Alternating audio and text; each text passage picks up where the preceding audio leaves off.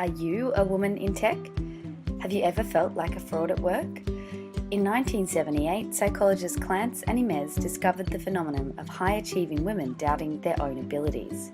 Self-doubt holds us back, especially in technology, where women are underrepresented. We asked women leaders in tech how they overcame imposter syndrome. Listen to their stories on ImpostHER. I'm a UX designer for Delight Me Inc., and that's a small technology company in Washington, D.C., and I do web maintenance and usability stuff. I met my boss, Marie-Louise, who was just starting up this baby technology company, and we talked and we really hit it off, and she said, you should join my team. And I said, I know nothing about technology. And she said, that doesn't matter, you'll learn. They are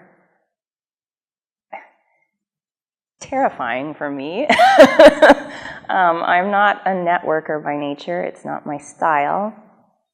But when you're starting a small company, you have to do some amount of self-promotion and marketing. And so I remember to this angel investment networking fundraiser thing.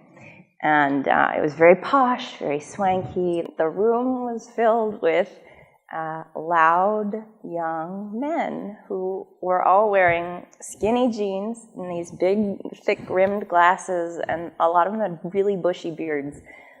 And I just thought, I don't belong here, and I don't want to. I got really stuck in my own head about that whenever we would go out, this whole image that wasn't me. And it was, when I thought about it, much more to do with the image and the culture that I didn't fit into rather than my skill level, whether or not I could produce, good results or learn how to code, learn how to do good usability work. I was very lucky in that I found a mentor who really supported me and really championed me, and that made a huge difference. Also, doing a lot of internal reflection about why am I feeling this way? And I do that regularly, like why am I so uncomfortable? And to be able to ID it, to be able to say, okay, I'm uncomfortable because I don't have a beard and everyone else does, or I am uncomfortable because my voice is not an octave deeper, or whatever it is.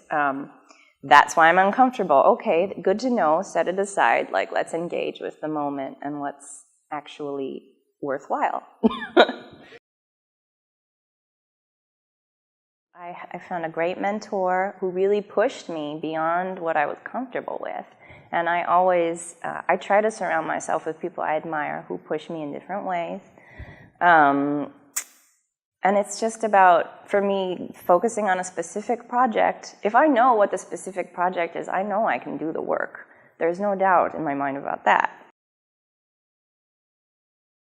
It's very hard for me to generalize because we're all different. We come from different backgrounds, and we have different privileges. We have different everything. So that being said, my advice, I suppose, would be to really, whoever you are, learn yourself and know what makes you tick, know what makes you happy, what makes you fall in love, what makes you angry, and it'll change over time, but always come back into yourself so that when you go out into the world, you have this very strong foundation of knowing who you are and like why you're reacting the way you are.